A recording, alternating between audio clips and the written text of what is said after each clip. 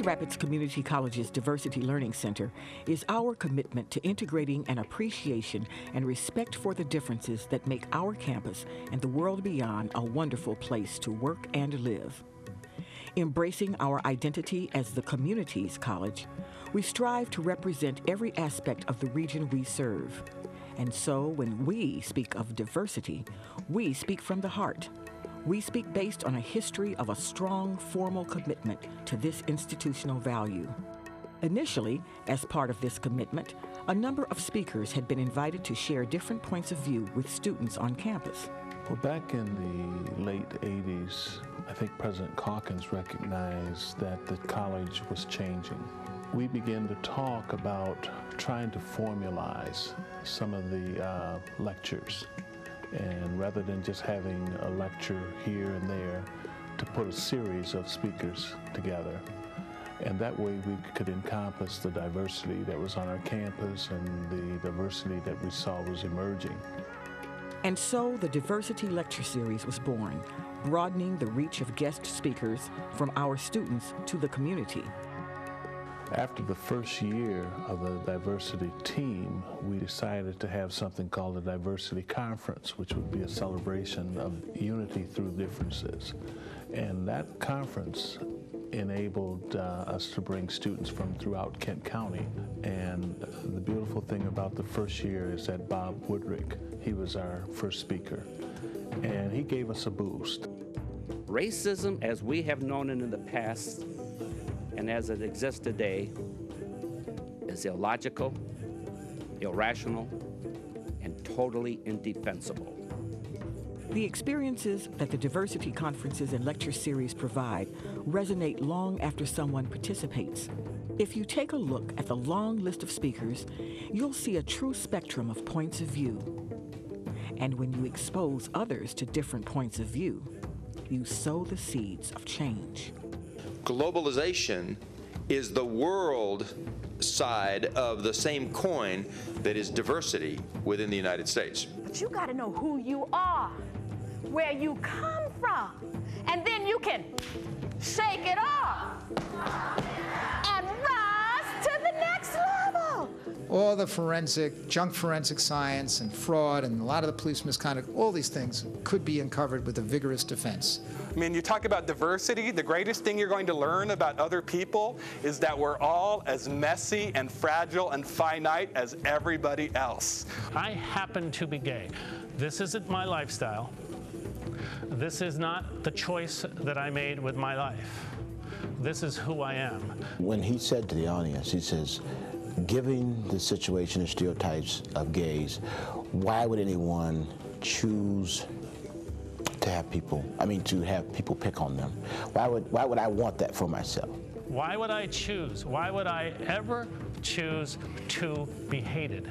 It really helped me grow in an area that I thought that there was no room for growth. Being a coach myself, I wanted my athletes to sort of get a taste of something that maybe was outside of what they would normally be privy to or want to attend an event. I think that the players that attended it, I think that they have grown as well. And I wish I could have taken more people with me to actually hear Dave Palone's story. The Diversity Lecture Series and Conference have helped bring the world to Grand Rapids. But we didn't stop there. We began addressing other issues, including the violence that women experience. The Mentors in Violence Prevention, or MVP program, is a leadership training that empowers bystanders, both male and female, to intervene and prevent violence against women.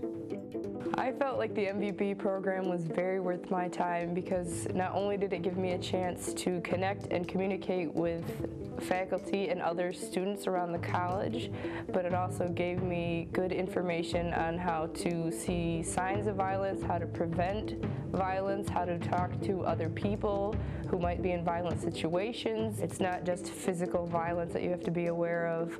You have to be aware of emotional abuse and verbal abuse. And at times, maybe I was under those kinds of situations and I didn't even know it. GRCC also designed SAFEZONE training, which increases awareness of how our own behaviors make others feel excluded. and even unsafe. I think I learned that I was naive. I was naive in my understanding of the real world. I felt that I was treating others respectfully and with dignity, but I didn't realize that everybody was not doing that equally. It really gave me a gut check on how others should be treated. We believe that how safe we feel affects how well we learn. By training staff to recognize the importance of safe and inclusive learning environments, we create a culture that values it across the college. GRCC also honors women annually at our Salute to Women event. We are also leaders in the major community events that celebrate diversity, including the Martin Luther King celebration, the Giants Banquet, the Latino Youth Conference, and the Cesar Chavez Memorial Celebration. Each of these events have grown in size and impact every year, allowing thousands of local citizens to both learn and feel connected. But perhaps the best illustration of our commitment to diversity is how we have incorporated it into the everyday learning on campus. As a general learner outcome, diversity is a fundamental competence expected of all GRCC graduates. Grand Rapids Community College now welcomes the wonderful opportunities to combine our capabilities with the Institute for Healing Racism and other community efforts supported by the Woodrick family. These efforts have had a profound impact on the educators and business people who have participated in them. I had the opportunity to serve on the Woodrick Institute Board of Directors for several years and saw firsthand the impact that the institutes were having on professionals across our county. It gave our faculty and staff the opportunity to increase their understanding, and they were able then to come back, I believe, to their classrooms and serve all students much more fully because of their increased understanding. By the end of the 2 days, you really felt as though you had experienced a piece of the racism that has been present in this country for, as long as we've been in existence.